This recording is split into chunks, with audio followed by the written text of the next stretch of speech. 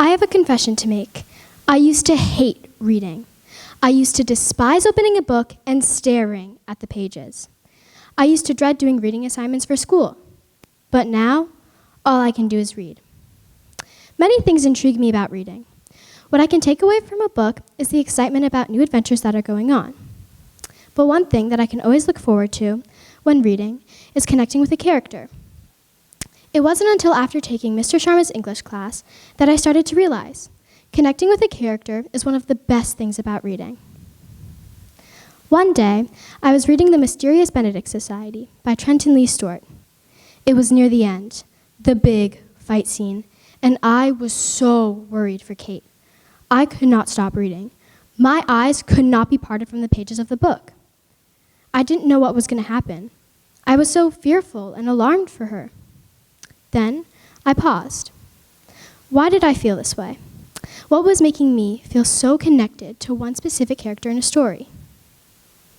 Then, as one curious person does, I started to research and found a variety of answers. In fact, there's a lot of science behind why we can connect with characters, and it has to do with our brain, specifically our empathy and our hormones.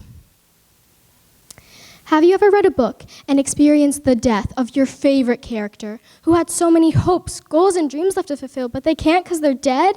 Have you then felt terrible and empty? Well, that's your empathy, causing you to relate to a character's story. Our brains function in multiple ways when reading, causing us to feel empathy or certain other feelings for a character. Not only does this happen when reading a book, but the same thing can occur when watching a movie or a show. Empathy causes us to gain perspective and understanding on what characters are going through, which can help us connect with them. Additionally, when we read engaging novels or watch engaging shows or films, we deeply experience what a character's life is like, which helps us associate with them and connect with them in their story. With having the ability to understand what they're going through and feel for them, we can then connect with them.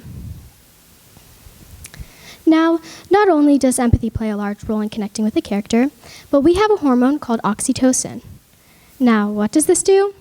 Our oxytocin hormone gets released into the bloodstream by the pituitary gland and enhances feelings such as trust, compassion, and empathy. The oxytocin hormone helps us form relationships with people in our everyday lives. This helps us form connections with characters. And it also makes us treat characters like real-life people. When a character is personified and seems like a real person that we may know, it can cause a bond within the audience. This helps us be able to form a connection with them and place ourselves within the character's story. It's pretty amazing, right?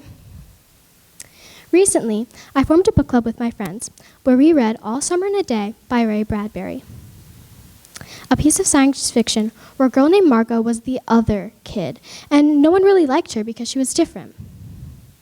After reading, I surveyed my fellow book club members to see if anyone had formed a connection with any of the characters. I related to Margot because, like her, I was the odd one out.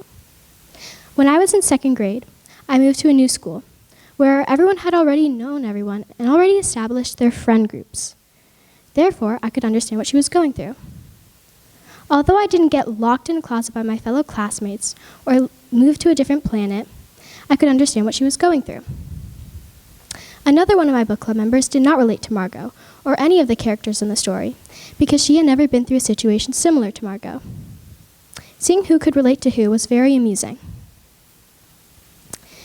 Connections with characters can look different for each character and for each person.